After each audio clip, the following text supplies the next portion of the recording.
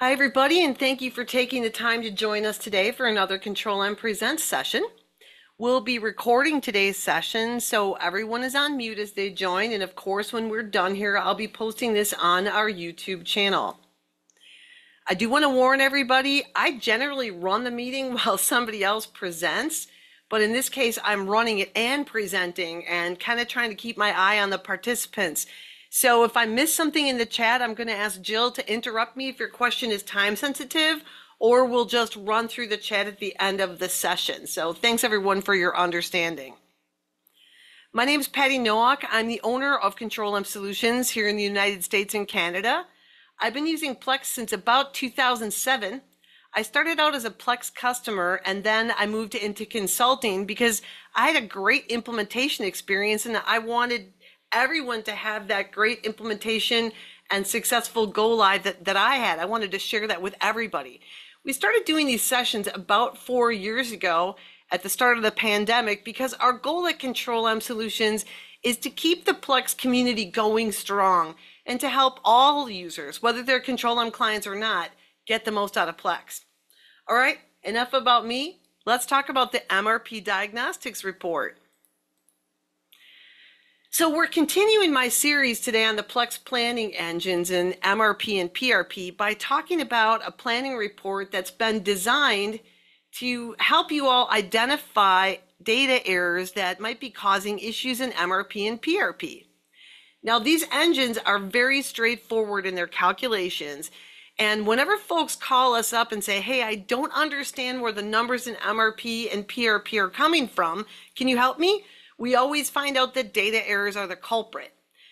So knowing that there's a report out there that can help you find some of these errors and understanding what those errors are, how they impact the planning engine, that will really improve your Plex planning experience. Please know that while we're covering today's information, that we're going to be really focusing on Plex MRP and PRP. These are independent of the advanced planning or demand caster engine and the Plex finite scheduling engine. I'm not going to be getting into either one of those today. We're just going to be focused on Plex MRP and PRP, but remember, clean data is important for any Plex module that you use. We're going to go over each of the functions in the report today in UX, but candidly, it's pretty much the same in UX as it is in Classic. It just might look a little different, and a few of the terms have changed. Where they are different, I'm going to show you this in Classic as well. Before we dive into this report, though, we have two different types of Plex users on this call. We have discrete users, or people who make things that we don't eat, like aircraft or washers. And then we have process users, people who make things we eat or drink. Plex has a different glossary set for people who make food and beverage. In discrete manufacturing, we describe the things that we make as parts and the steps that it takes to make those parts as routings. In food and beverage, the things we make are called items and the steps that it takes are called recipes. Where that can get confusing is when we start talking about the term items. In discrete, they're called supplies, supply items, or items. If you're in food and bev environment, an item could be something you make or it could be a supply item. So for simplicity today, let's all agree that we're not talking about the supply list at all or supply items. We're going to talk about serialized things that we make. Those that show up on our inventory list, those that we make using jobs at Control Panel, those that we buy or sell in serialized containers.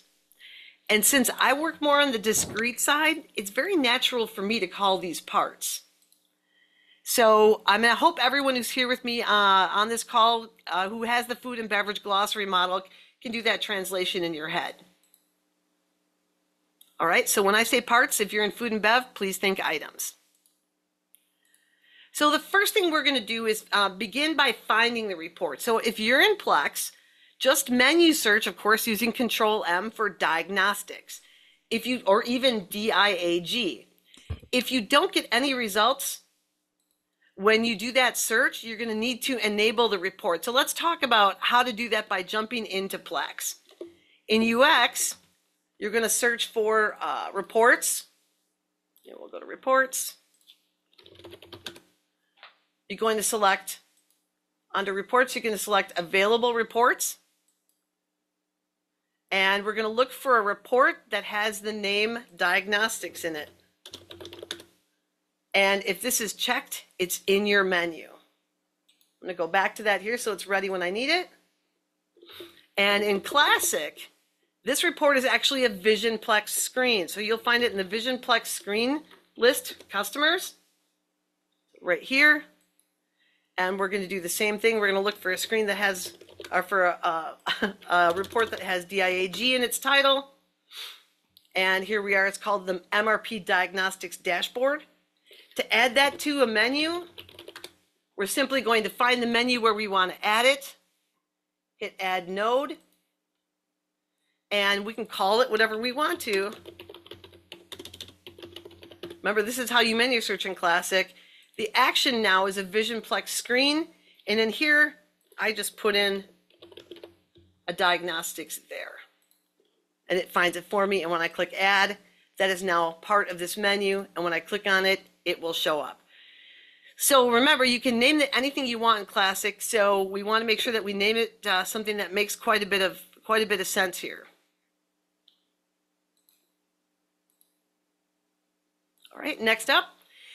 Now that we can see the report, let's talk through it. MRP is a really well-oiled machine, but when we give it conflicting data, we can have problems because it's completely logical. It can only work with the information that we give it. So Plex developed this report to help you identify data issues that might cause your planning engines to come up with numbers that you're struggling to explain.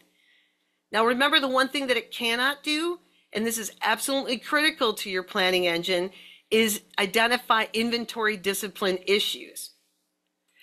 If your inventory is not accurate, the planning engine is going to struggle, but there's really no way for a Plex report to tell you how accurate your inventory is. Yes, I know there's a cycle counting module that will show you accuracy after a cycle count, but what I'm talking about here is inventory errors. So let's say, for example, that maybe you personally know there's only 50 boxes of product on a shelf, but for some reason Plex shows 75. That's an inventory error that Plex can't tell you the difference between reality and what it thinks. So inventory accuracy is one of the keys to make the planning engines work. So now that we understand the criticality of data in this report, let's start running through what it can tell you. And we'll start with the part shippable problems section. This shows parts that don't have an operation that is shippable, or maybe not even a process routing step at all. If you've been on Plex for many years, Plex used to be set up to require you to mark a process routing step or an operation that the part could be shipped at. If you forgot to ship that or to set that flag, you wouldn't be able to ship those parts. But back in 2007, Plex created a setting that would default the last non-rework required active and non-sub operation op. It would be automatically flagged as shippable. If that setting is on for you, that means the shippable flag is visible on the routing and you'll need to mark at least one operation as shippable. Most folks leave that setting off, so you shouldn't have that problem, but if you do, I'm going to show you how to find the data errors. So let's go out to the report, let's flag part shippable operations and see what gets returned. So I'm in the MRP Diagnostics report. I'm going to say show me part shippable operations. And by the way, I can check all of these if I want to, but I thought it might be quicker for us if we look at it section by section. So here are my active parts without shippable operations, or they might be missing a routing completely. Now to fix these, let's go into Plex and look at the shippable display and the description. So we're going to go out to a process routing. The shippable flag in UX is a little check mark. In Classic, it's a little blue truck. It's not a check mark. We generally recommend the setting I'm about to show you remains off, but if yours is on and you want to change it, make sure to heed all of the warnings that are called out in the setting description. So let's take a look at a process routing here, my shippable operation right here. You can see we don't see the word shippable here because that setting is off. Let's turn the setting on, and I'm just going to search for shippable, and here it is. Here's the shippable display setting. So you can see on here what it's going to do. If you turn it on after you're live, you're going to have to check your process routings. So there is a pretty good warning on there. If I turn this on here, you'll see that there is now a shippable flag here. And if I wanted to, I could mark multiple operations as shippable. That's not necessarily a great idea. I just wanted to let you know that you could do that. And also let you know that is a Plex only setting. So you will need to put in a case to enable this setting in live. Of course, Plex only settings you can enable and test all day long if you want to. All right. Next up, past due jobs. These can really wreak havoc on your planning systems. Plex relies on you having the discipline to finish jobs on time. And the assumption here is that any jobs that are more than 30 days past due probably need a little bit of TLC. If you have a job that's past due by more than a month, are you really going to make it? Well, if you are, then how about let's tell Plex the truth about when you're going to make it, right? Not only do these past due jobs pile up in the past due columns for requirements in MRP and PRP, making it a little bit more difficult to reverse engineer those planning results, past due jobs might also be driving in material requirements that you don't need. They'll show you using capacity that you won't be using, and they could be misleading your customer service team to think that parts are coming off the line when they are not. All of these conditions can lead to planning problems depending on your configuration.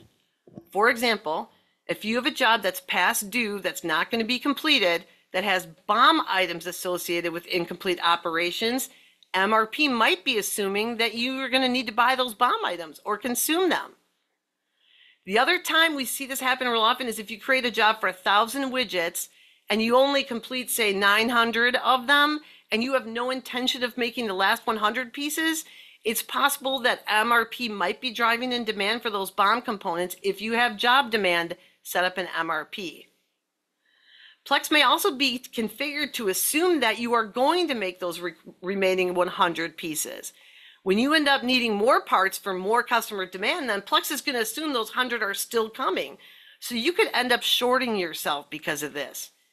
And it's not just tidiness that makes this important, although that is in itself a good enough reason. It's hard enough to be a scheduler and a floor operator. And it's generally not great practice to tell folks, hey, just ignore those jobs. They're just old. How will they really know what to ignore in the future? So take some time, get those jobs tidy, and keep them up to date. So now that we know what's out there, let's fix the old stuff.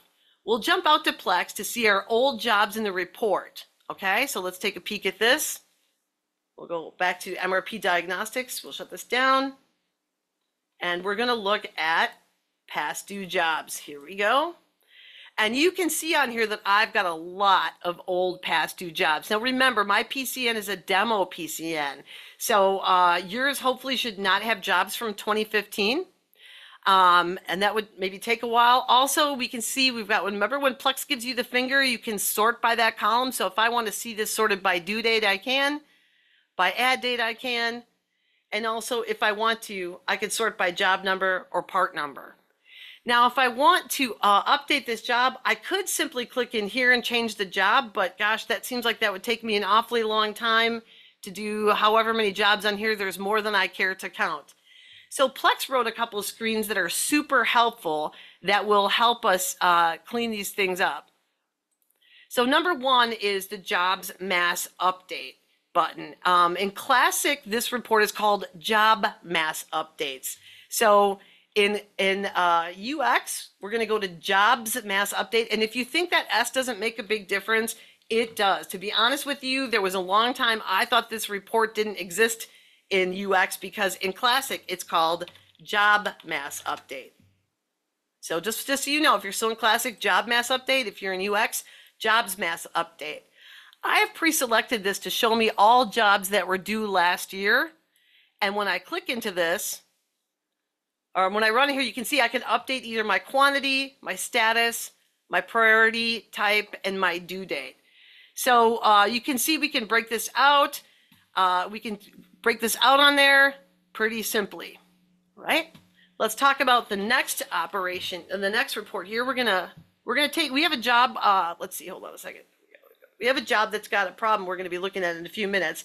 But if we look at job bulk update here, we can see that we can change some different things by simply selecting flags.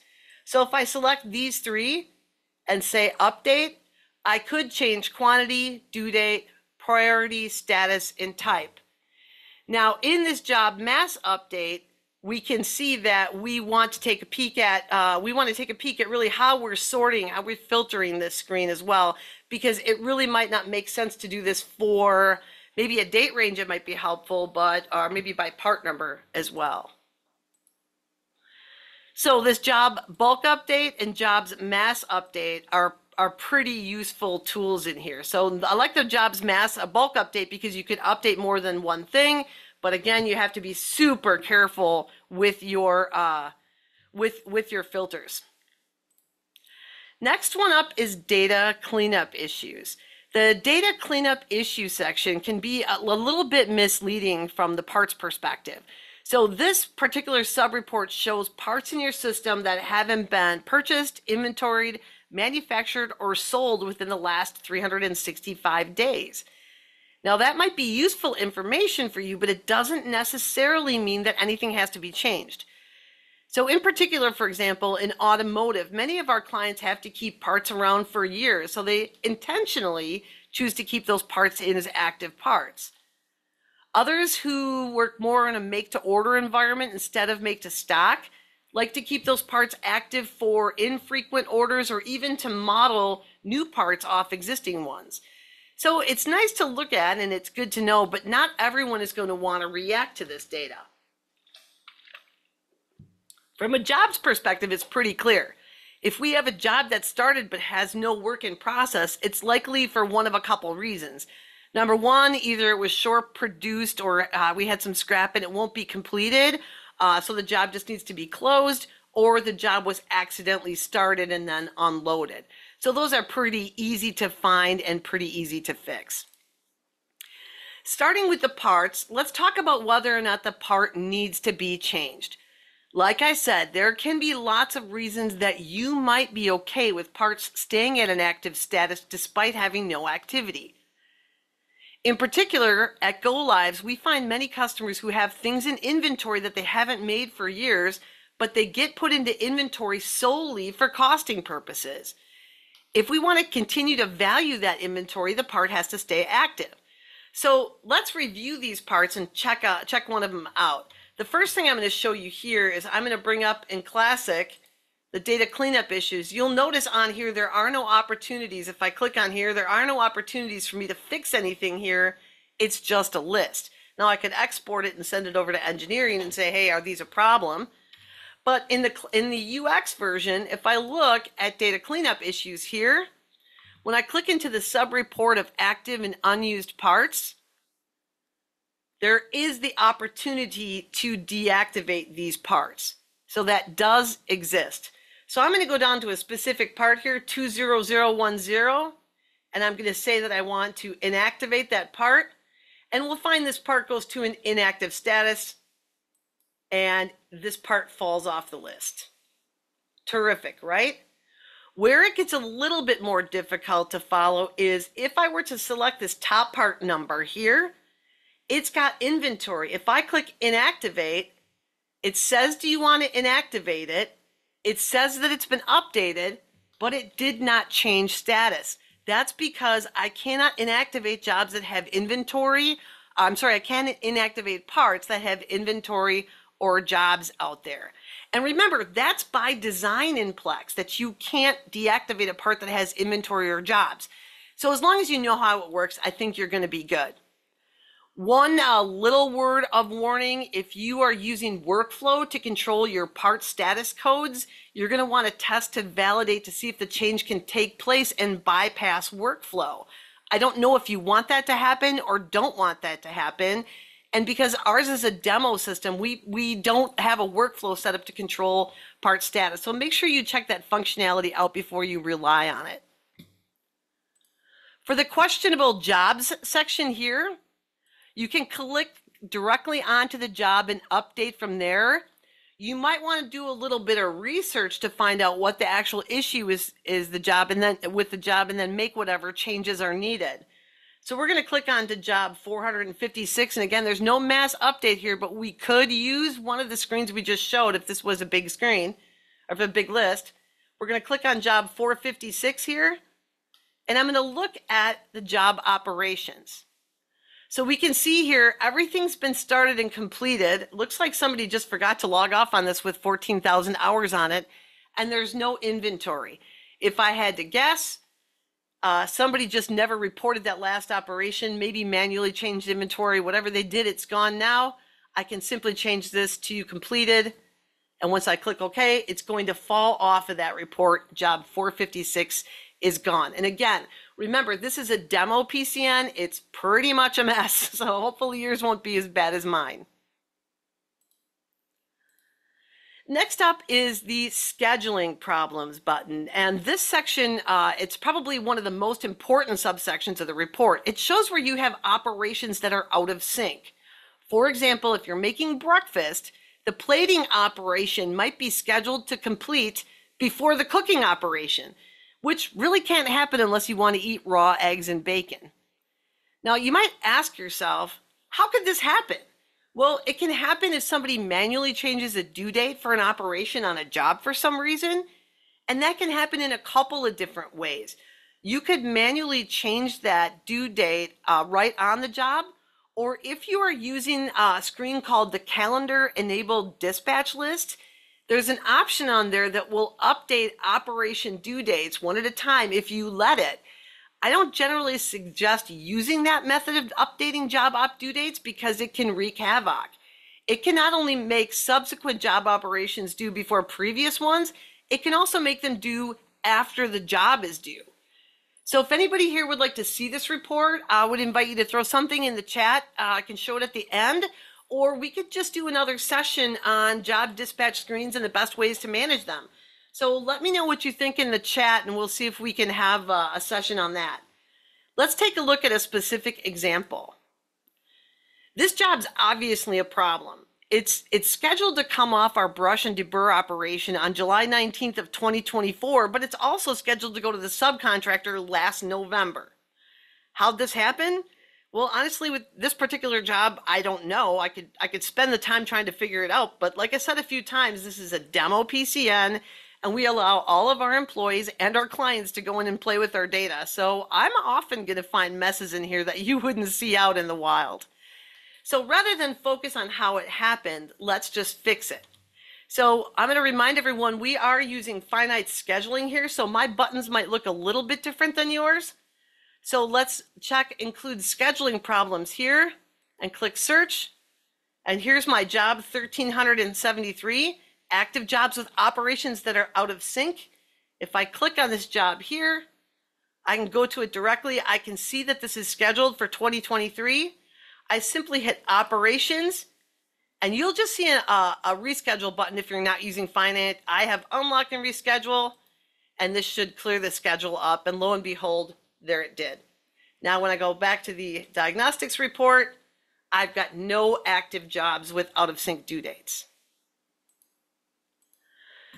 Next up, boy, this is the GOAT of all sections in here, the greatest of all times, is material operations problems.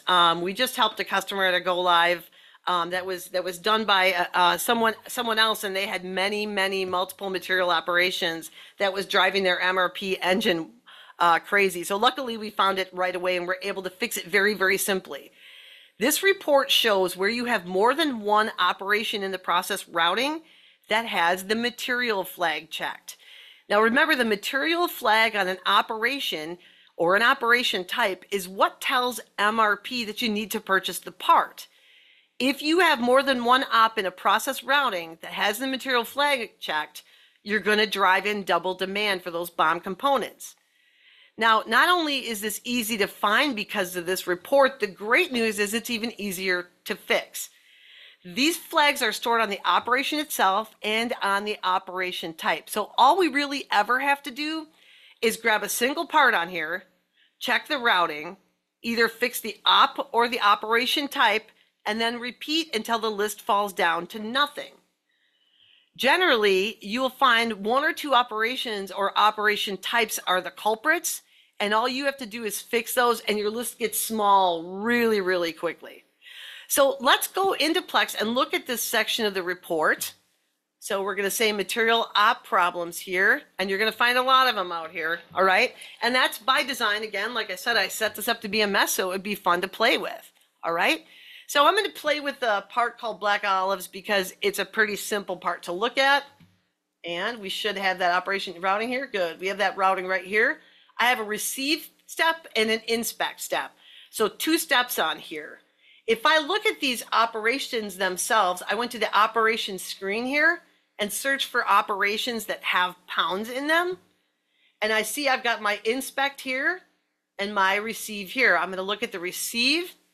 And I see right there, yep, material flag is on there. I would expect to see that on a receive operation.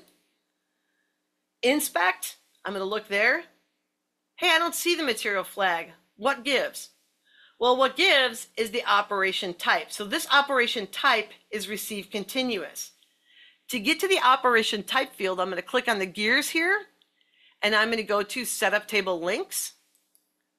And in the Setup Table Links, I'm going to go into Operation Type. I'm going to look at receive continuous, and what do you know?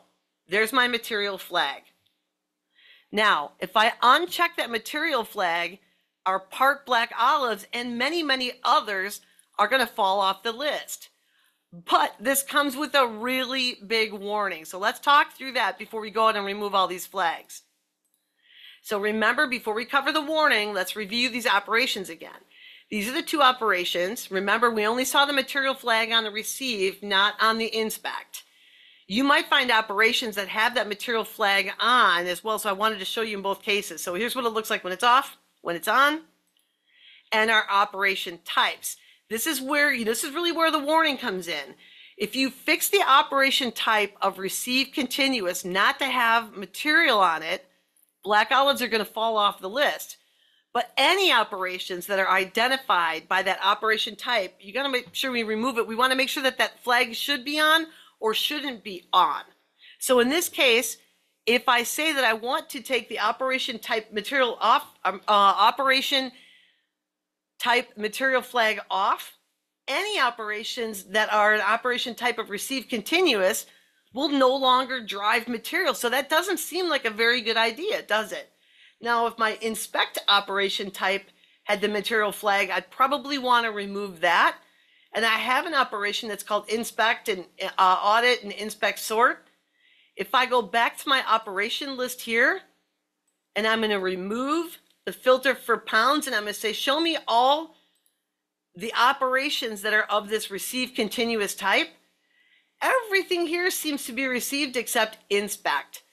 So to me, the smart idea here would be to say, look, I'm going to change the inspect type here to be, instead of a receive continuous, I'm going to change this to be one of my inspect operation types and click OK. And after I do that, I'm going to take a look at my routings to make sure none have just an inspect operation. It'd be missing a material operation. So we want to make sure that we don't take those flags off where they ought to be on and vice versa. The logic is, first check the operation. If you don't find the problem there, then check the operation type. And remember, when you change these flags, whether it's with the operation type or the operation, this impacts all parts that have that operation or operation type in their routings. So like I said, if you're not careful and you remove the material flag from an operation that needs it, you're going to make things even worse. So now that I've removed that, let's see, we have 30 parts that have a problem. Let's see if I got any smaller in there. Not too much smaller, 28. It took care of 2. So I would just keep repeating that fix process until I find them.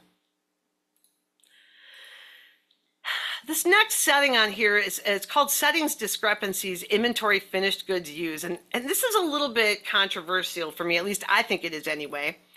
In general, what this setting called Inventory Finished Goods Used does is determine if your parts need to be complete before they're considered in the PRP math.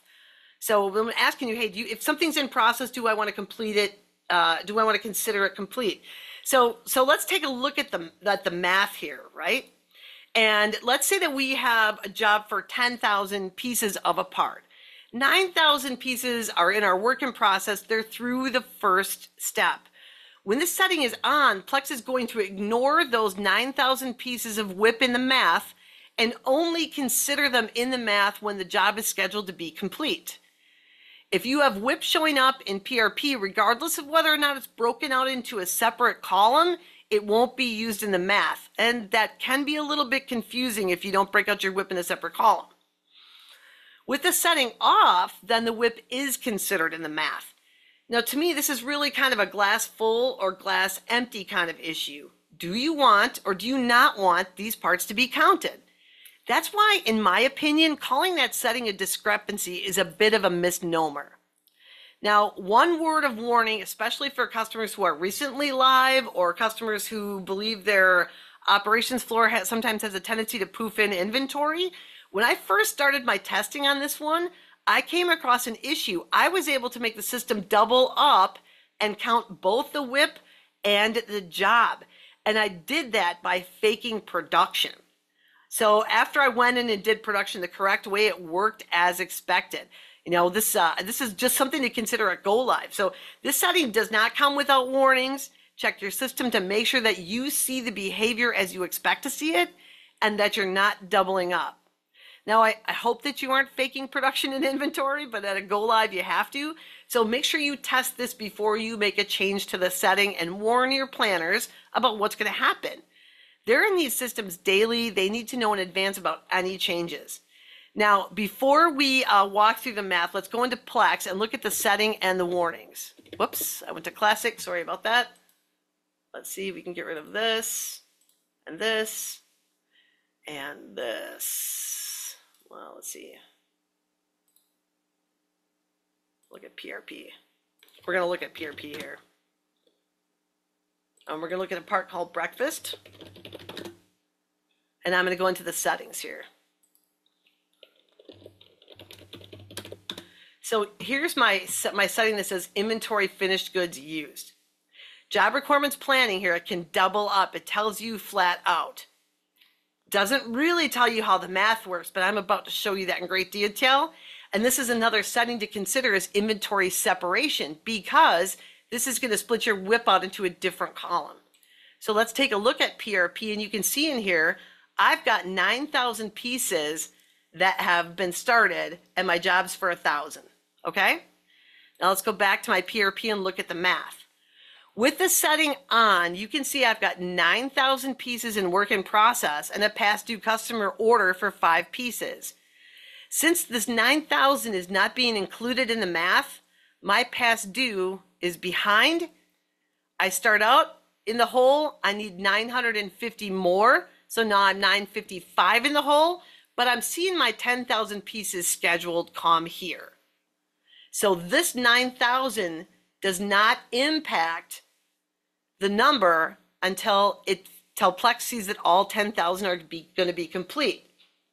So Mike just asked the question, how does this setting impact parts that are Kanban scheduled but have no WIP and no jobs? I don't believe that your job demand is going to show up in scheduled. So PRP is probably not something you use very often, but maybe Kanban production is a session we should do. Thanks for the question, Mike. So on our next page here with the setting off, you're going to see that my 9,000 pieces here are actually considered good and shippable, ready for sale, and that they can fulfill the past due order. And this is where you need to consider, what does work in process mean to you? If you're a company who's able to run entire jobs with all operations in a day, like many food and beverage clients can, well, maybe it's a good idea for you to do this. But if you're a customer where many of your parts have lots of operations, this might not work well. Imagine a part that has 2 to 3 weeks to finish, maybe even an outside process or two. You might not want that WIP to show up as being able to fulfill your demand. And that might drive your customer service folks crazy because in this case, they think that 9,000 pieces is available. So dig into the setting, look into the warnings and the meaning behind it and run through a few test scenarios. Then you decide what's right for your company. And one more quick thing I did want to go through in this previous slide is if we don't use that inventory separate and this shows 9,000 as inventory, it's going to be a little bit confusing for your operators to say that looks like we have 9,000 ready, but they're not included over here. That could get a little confusing for them. So that's why I like to separate those. All right, there are a couple of sections in this report that are not as useful as others for folks who have gone live on Plex, in this decade. All jokes aside, Plex continuously works on improving their system and building in poka-yokes to prevent data problems. So this section was set up to show the condition where we have the same internal part with multiple supplier part numbers or duplicate entries. The interesting thing about this report is no matter how hard we tried to fool the system, we were unable to get this subsection to show any data because the system is now configured not to let this condition even happen. So I would imagine if you implemented Plex before this was developed, then you might have this condition and it's real easy to fix. So we'll go into Plex and I'm going to bring up the part called egg. And in here, we're going to take a look at the process routing. I'm going to go in here and say edit, approve suppliers. And if I try, this part has a supplier part number called egg. If I try to add another supplier part number for this, I want to just get all the data matching here. Let's see, 7, transit time 0, price is 4 per piece. And price conversion of 1 supplier part is also egg. I could have an egg 2, egg 3, egg 4. If I click OK, the system's going to say, hey, wait, we already have a supplier part for this. Sorry, no can do. So these happen generally not by design and not recently, but you might want to check it. And then in the future, you just don't have to show the duplicate part issues. Second part of the report that's of limited use because, again, Plex built in a great poka-yoke is supplier delivery days. They're an awesome MRP tool. I don't have a lot of clients who use this, but I've talked to some that really consider this to be critical functionality. So way back when, you could put in supplier delivery schedules with incorrect value, but the system now, it prevents that. So if you have this condition, it's a useful report. Again, if you don't, it's pretty simple, and I'll show you again how to fix this and show you that we really can't do that. In here, you'll see I've got the supplier delivery schedule here. If I click on this, this tells me that I'm delivered. My daily index is Friday, so Monday is 1, Tuesday is 2. There you go. So in here, if I want to click add here, and I want to say Lagaki is going to deliver again on here. If I try to put in a 5 again here, Plex is going to say, hey, that already exists. If I were going to say, hey, they deliver on Wednesdays and Fridays and do a 35 here because there's a 3 and a 5, it's going to say, hey, you can't put anything in there that's lower, that's above 6. So Plex has really built in some good poka-yokes in there. So, and always remember too, we can decide whether or not we want to show these. I don't necessarily want to show them at all. I might never check this support issues. I might never check those because that might be empty for me. Remember, you can always save your defaults as well. So if I wanted to save this my default here, I click save as default, and remember this pin keeps them up all the time. Now I'll never have to look at it if I don't want to. One other helpful report, now that we've gone through all the subsections, we used to use this before MRP Diagnostics came out. It's called Parts with Invalid Operations. It's on the reports list in both Classic and UX, so you can enable it pretty quickly. You don't got to monkey around with Vision Plex. This is great to identify parts that don't have routings or they don't have approved work centers or suppliers. So yes, I can make this, but I can't make it anywhere. Yes, I can buy this. I can't buy it from anybody. And remember, if without a routing, you can't have inventory. And without a work center on the routing, you won't see the part in PRP.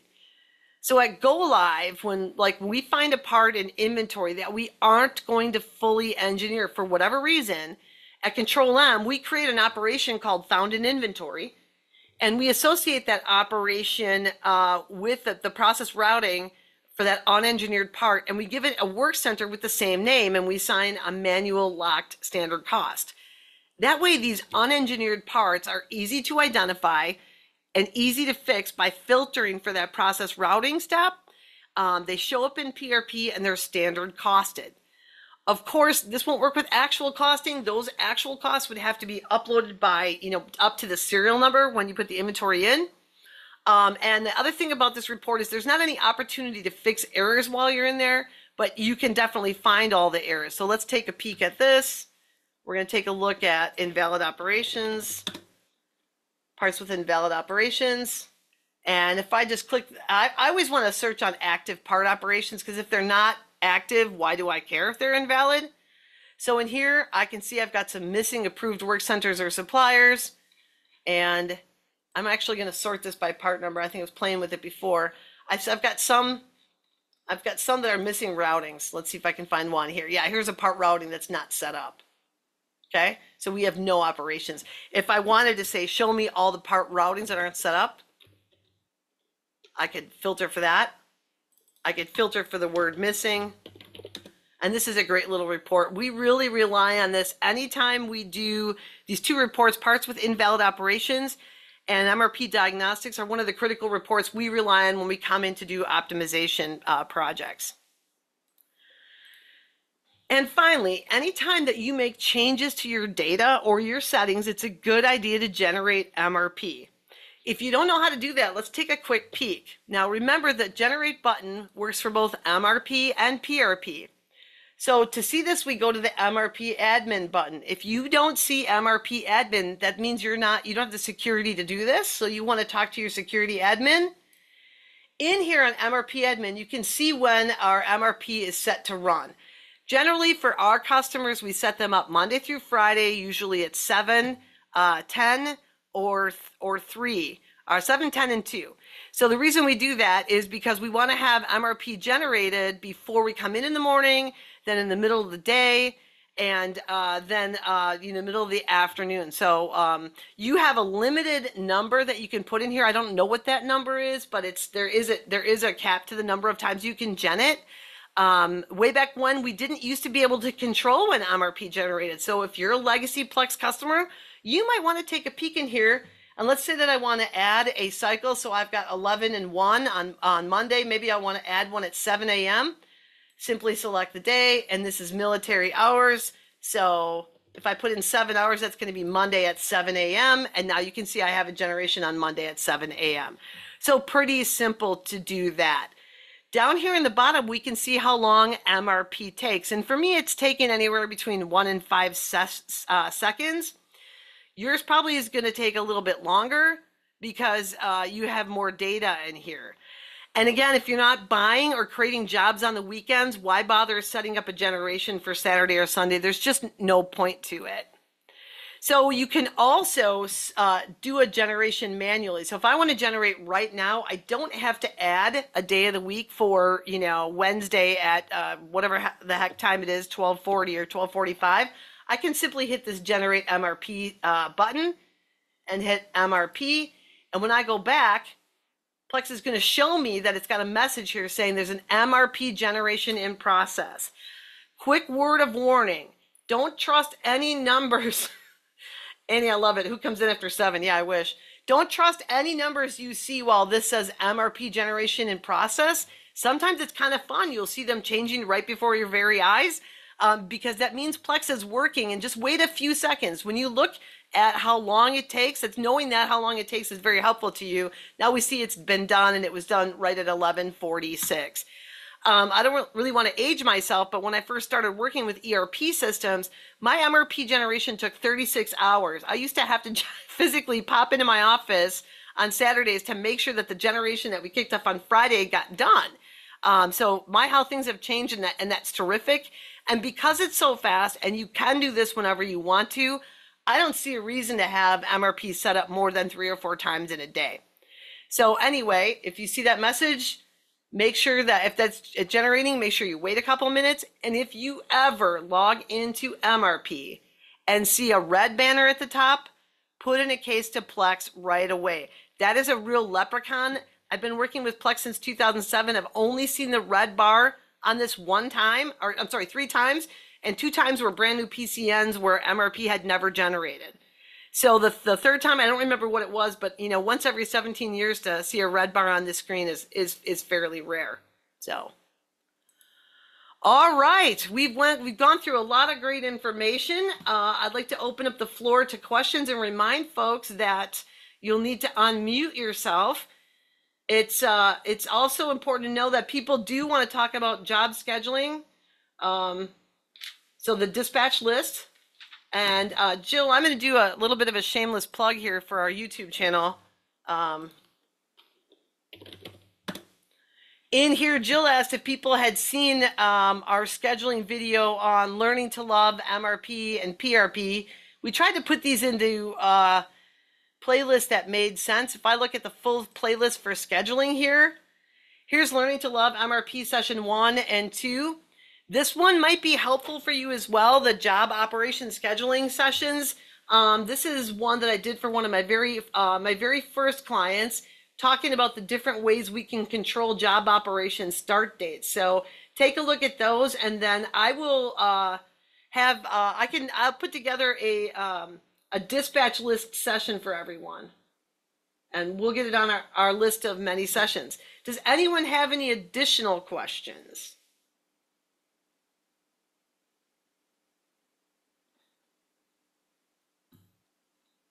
Well, I'm going to guess no. If you do, you can always email me, Patti@control.m.solutions, no.net, no.com, just the solutions, okay? And our next Control+M Presents is going to be held in 2 weeks. We're going to be bringing back the popular Veronica Meyer section called Geek Speak.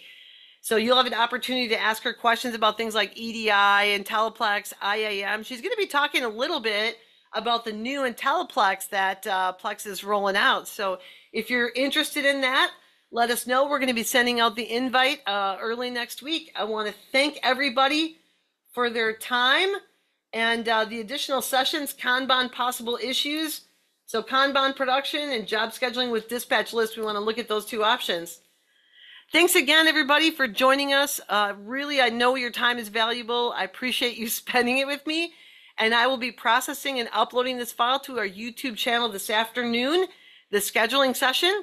And if you're watching me on YouTube right now, please like this video. We have about 80 videos of content available. If you like what you see, subscribe and spread the word. No cost, no obligation, and they're available to everybody. So have a great day, and thank you again.